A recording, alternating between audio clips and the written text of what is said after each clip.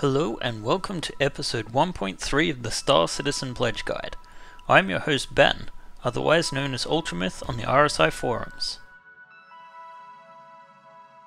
This episode, we're going to delve into your deepest fanboy fantasy and explore your options as a bona fide Boba Fett wannabe in the Star Citizen verse. Yes, it's time to look at bounty hunting.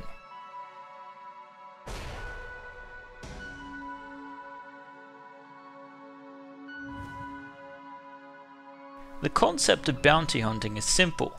You track down a wanted individual and bring them in dead or alive for monetary compensation.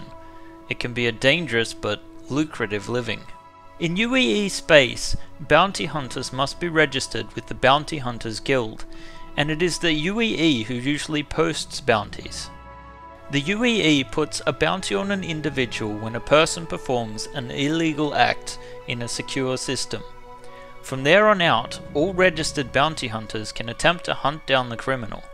If they bring them in, sometimes dead and often alive, the hunter is rewarded with a credit incentive posted on the wanted board.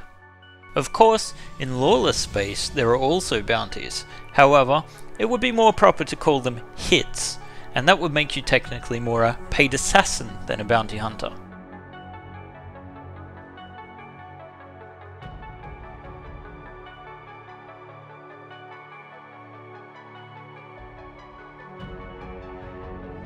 In all likeliness, you will have to make aftermarket modifications to your ship to be a successful bounty hunter.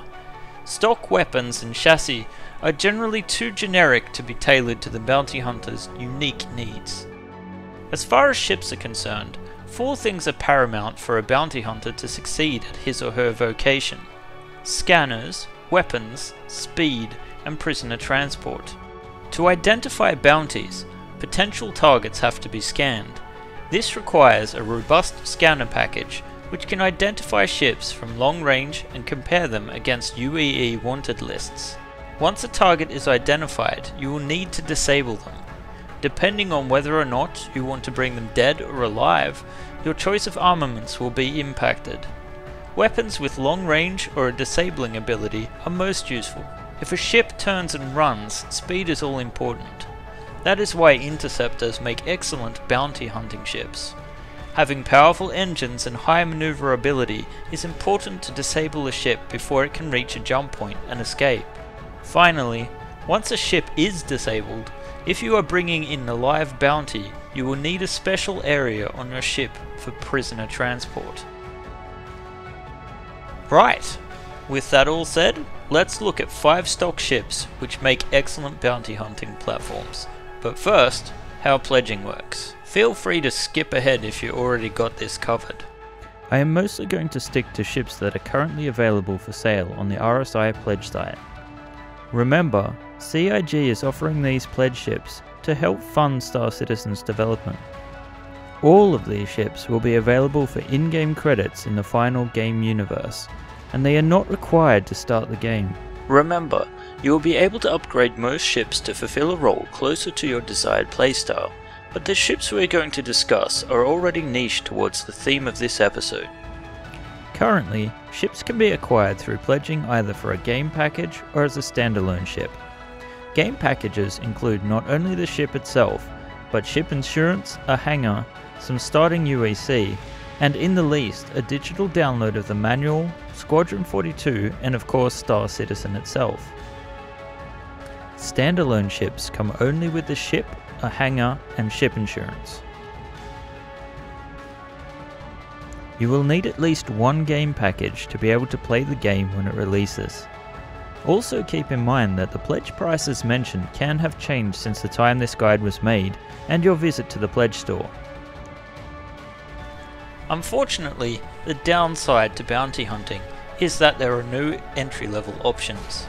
You need specialized equipment, and for that you're going to need to pledge a little bit higher than for other Star Citizen vocations.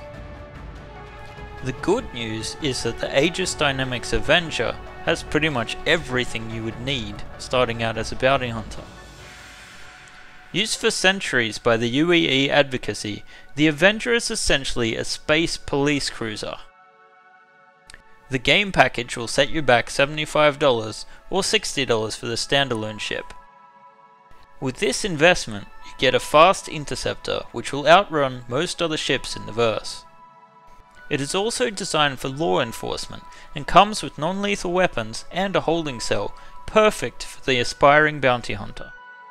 In fact, just about the only thing it doesn't have is a jump drive, although you might want to upgrade the scanners whilst you're at it. The Avenger is both hangar ready and flyable in Arena Commander, but look out for ship variants which should be coming out very soon. Another entry-level option is the 325A from Origin Jumpworks. At $80 for the ship package and $70 for the standalone ship, it's not much more expensive than the Avenger, but it will require more aftermarket additions. The 325A is a better armed variant of the 300i series, and in the hands of a skilled pilot is an excellent dogfighter. The ship is both fast and highly maneuverable. However, it does lack a jump drive and prisoner storage, as well as the fact that its stock weapons are of the lethal variety. The 325A is already flyable in Arena Commander.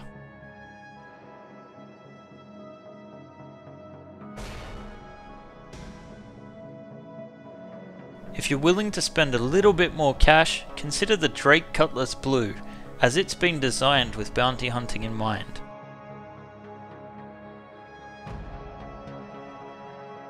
At $165 for the game package, or $150 for the standalone ship, it's not really the cheapest option, but it is a great alternative, especially if you want to play with friends and take down targets as a team. The Blue is a multi-crew ship, with room for a co-pilot and gunner.